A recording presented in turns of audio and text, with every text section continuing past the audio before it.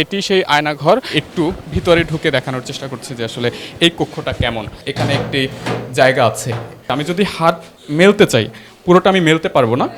আমার এই যে কোণু এবং এই কোণু এতটুকু, মানে এটাও আমাকে টাইট করে দাঁড়াতে হয়েছে। কতদিন এখানে ছিলেন সেটি হিসেব রাখার জন্য তিনি এই রেখাগুলো কেটে রেখেছে। এখানে অনেকেই তাদের আকুতিগুলো লিখে রেখেছেন, লেখা আছে নব্য ফ্রাউন। আমরা এবার দেখব যে বন্দীদের কিভাবে টর্চার করা হতো। আমরা কবরে থাকলে যেরকম শান্তিতে থাকতাম তার চেয়েও বেশি অশান্ত জীবন এটা। আমার পেছনের যে ভবনটি রয়েছে এটি সেই আয়নাঘর। সেখানে কিভাবে মানুষ থাকতো, কিভাবে তাদেরকে রাখা হতো একটু দেখার চেষ্টা করি। যদি একটু ভিতরে ঢুকে দেখাই এটার যে আসলে জায়গাটা ঠিক কতটুকু বা একজন মানুষ থাকার জন্য এটা আসলে পর্যাপ্ত কিনা। এই যে দেখতে পাচ্ছেন আমি এখানে এসেছি, আমি যদি হাত মেলতে চাই পুরোটা আমি মেলতে পারবো না। আমার এই যে কোণু এবং এই কোণু এতটুকু, মানে এটাও আমাকে টাইট করে দাঁড়াতে হয়েছে। এতটুকু জায়গার ভেতরে একজন মানুষ থাকতো। এটি গেট, এবং এই গেটটা আটকে দিলে একদমই এখানে যে আর বাহিরের দুনিয়ার সাথে কোনো যোগাযোগ রাখার জায়গা নাই। এখানে একটি জায়গা আছে, এটি দিয়ে আসলে ভিতরের যে মানুষটা আছে তার সাথে হয়তোবা কথা বলার জন্য যে অপশন সেটি হয়তোবা একটু তারা এই দরজার সাথে রেখেছে। আর এর বাহিরে এখানে আয়নাঘরের একটি দৃশ্য তারা এলইডি স্ক্রিনে দেখানোর চেষ্টা করছেন। আয়নাঘরের ভিতরে কেমন ধরনের নির্যাতনের দৃশ্য ছিল সেগুলো আসলে এখানে অল্প অল্প করে ফুটিয়ে তোলা হয়েছে। ধাপে ধাপে মূলত আয়নাঘরের ভিতরে তারা মানুষকে নির্যাতন করত। যখন কোনো মানুষ আয়নাঘরে আসতো তখন তার দিনগুলো কেমন যেত, এবং প্রত্যেকটা মানুষ তার মনের একটা আকুতি এই আয়নাঘরে লিখে রাখার চেষ্টা করতো দেয়ালে। যেমন এখানে অনেকেই তাদের আকুতিগুলো লিখে রেখেছেন।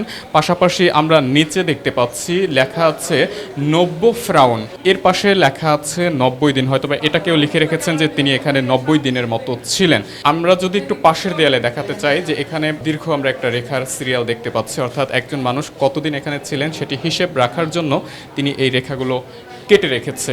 একবার চিন্তা করুন যে আপনি আয়নাঘরে বন্দী আছেন এমন একটি ছোট ভয়ঙ্কর রুমে, কেমন কাটতো আপনার দিনগুলো। এই রুমের ভিতরেই ওয়াশরুম, সেই রুমের ভিতরেই তাকে খাওয়া দাওয়া সব কিছুই করতে হতো, এবং একজন মানুষ থাকার জন্য যে আসলে কিভাবে তাকে থাকতে হতো তার একটি চিত্র কিন্তু এখানে আমরা দেখতে পাচ্ছি সেই ছোট রুমটির ভিতরে। একটু ভিতরে ঢুকে দেখানোর চেষ্টা করছি যে আসলে এই কক্ষটা কেমন। এখানকার যে দেয়ালগুলো মানে দেখতেই মনে হয় একটু ভয়ঙ্কর টাইপের।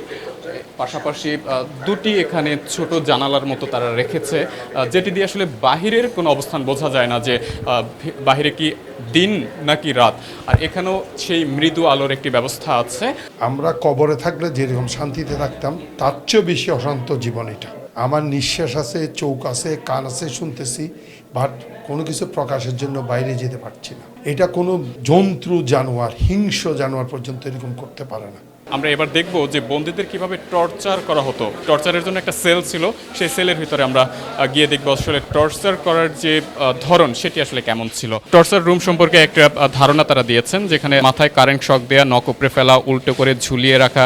রুমটার ভিতরে একটু ঢুকবো, ঢুকে দেখার চেষ্টা করব। এই রুমে ঢোকার পর এক নজর পড়বে একটি চেয়ারের উপর, যে চেয়ারে বসিয়ে মূলত তাদের যে নির্যাতনের ধরন বা ধাপগুলো ছিল সেগুলো তারা করতেন। আমরা যে চেয়ারটার কথা বললাম এখানে, সেই চেয়ারে বসিয়ে কিভাবে নির্যাতন করা হতো, চোখে কালো কাপড় বেঁধে ইলেকট্রিক শক দেওয়া থেকে শুরু করে যে চিত্র সেটি কিন্তু এখানে দেখানো হয়েছে।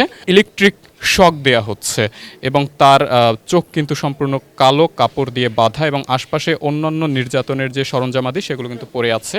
একজন লোকের মুখের উপরে একটি তোয়ালে দেয়া আছে, তোয়ালেটি মূলত ভিজা এবং তার উপর দিয়ে পানি ছাড়া হচ্ছে। যখন আপনার মুখের উপরে একটি তোয়ালে দিয়ে পানি ছাড়া হবে, না চাইতেও আপনার নিঃশ্বাস বা শ্বাস প্রশ্বাসের যে স্বাভাবিক কার্যক্রম সেটি বন্ধ হয়ে যাবে। এটিও তাদের একটি নির্যাতনের ধাপ ছিল। এখানেও আমরা দেখতে পাচ্ছি যে নখ কিভাবে তারা উপড়ে ফেলতেন তার একটি চিত্র এখানে তারা রেখেছেন। আয়নাঘরের প্রতীকী এখানে রাখা হয়েছে। আপনি সেই কক্ষের ভিতরে আছেন, কিছু বলতে চান? ফ্যাসিবাদী সরকারের আমলে তার জীবনের সকল অপকর্মের অর্জনগুলো তিনি অ্যাচিভ করেছে।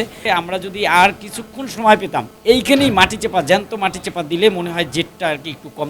আয়নাঘরের যে দৃশ্যগুলো দেখালাম, মানে নির্যাতনের দৃশ্য, কক্ষগুলো এবং সেখানে বন্দীদের জীবনমান কেমন ছিল সেটি কিন্তু তারা ফুটিয়ে তুলেছেন।